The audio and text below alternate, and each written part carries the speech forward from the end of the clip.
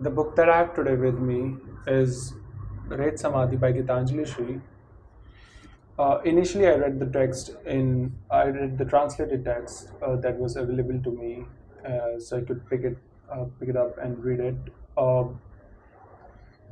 and halfway through the book, I realized that the original text existed in Hindi, and it seems nonsensical to me to go all through that translated version and not to read the original text, because the translated text, the translated text by Daisy Rockwell, Tomb of Sand is fine, is it's all right, it's very refined, but I could only imagine how great it would be the original text, and so I had to abandon that in middle of the text, in the middle of the story, and I had to pick this version. Uh, and after reading the book, I had to process a lot of things because it felt a little euphoric, and as most stories are, but sometimes, the thing or two about story is that some stories has great plot and twist, and other stories have great language. This book has both. It has great plot and a great language, and somehow uh, it reminds me of my childhood stories, and um, how stories were told to me when I was a child, and how I used to conceive stories when I was a child, and so this book also got the International Booker Prize, and International Booker Prize is given to the books written in foreign languages from the perspective of Britishers, and so they give the uh, Booker Prize in English, and they give the International Booker Prize for foreign languages, and it is unfathomable for me to to to convey to anybody else how great this book is until unless somebody reads it, because it's so good.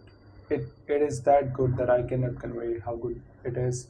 It is a story of a 80-year-old woman who just fell into depression because of the death of her husband, and she also had some past traumas, but we are not introduced to that initially, later. And I don't want to give any spoilers throughout this video, because I think anybody who would be reading that, the story will be spoiled, and it's a greater part of the story. But she fell into depression, and she refuses to do anything. Her family member, her close relatives and acquaintances and friends comes to her house and to try to encourage her to get out of bed and to do something, because she is already 80-year-old woman, and she's lying in the bed, and she doesn't do anything, even the usual stuff, everyday daily life. She just abandoned all that to altogether, and she it is a story from that state to her getting some more energy and being encouraged to go out in the world and once more try to live the life uh, which is which she wanted to live. And apart from that, the important aspect of the book, it is an emotional tug of war between emotional and also a mental tug of war between the daughter and the mother, because they have a little difficult relationship, and they how that relationship matures into something that becomes their um, um, their growth, right? And so it is about that how she it also about when she uh,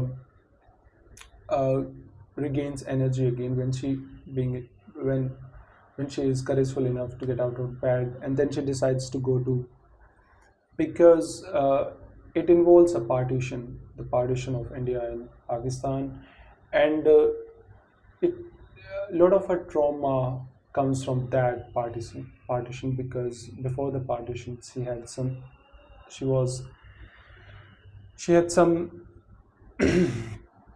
relations in Pakistan that were left as such, and was able nothing was being done about that. So I would like to read something from the book, so to try to convey and present to you how great the process. एक कहानी अपने आप को कहेगी, मुकम्मल कहानी होगी और अधूरी भी, जैसा कहानियों का चलन है। दिलचस्प कहानी है, इसमें सरहद है और औरतें हैं जो आती हैं जाती हैं आरम पार। औरत और सरहद का साथ हो तो खुद ब खुद कहानी बन जाती है, बल्कि औरत भर भी एक कहानी है, सुगबुगी से भरी।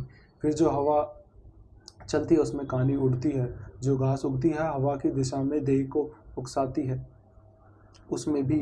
और डूबते सूरज की कहानी के ढेरों कंदील जलाकर बादलों पर टांग देता है, और यह सब गाथा से जुड़ते जाते हैं।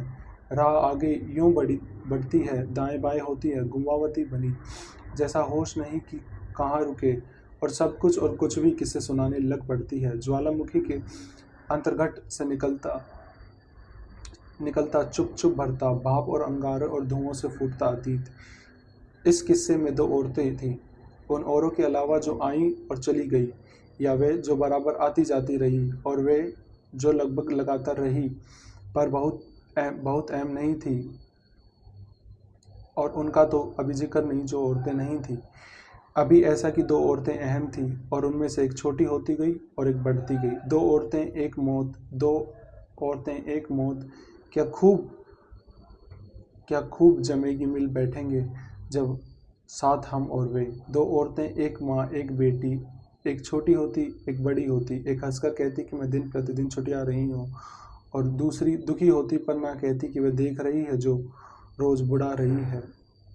माँ ने साड़ी पहननी छोड़ दी है कि आधी से अधिक कमर में घुसौनी पड़ती है, और पेटीकोट रोज ऊंचे कराने पड़ते हैं। पर क्या छोटे होने में बिल्लियों वाली सिफत आ जाती है कि आप जरा से सुराग में खुद को घुसा लें और निकल जाएं, सरहद छेद दें और फिसल लें बीच से, अदृश्य हो पाने के करीब तक की क्षमता दिखा डालें। So this is one. बस लौटें, हालांकि गाथा की कोई मुख्य धारा जरूरी नहीं, उसे छूट है कि भागे बहे नदी नाले नए नए स्रोतों में, पर फिलहाल की अड़ है कि भटके नहीं तो भटकेंगे फिलहाल। लौटें उन्हीं दो औरतों के देश में जहाँ ये किस्सा आरंभ किया गया है।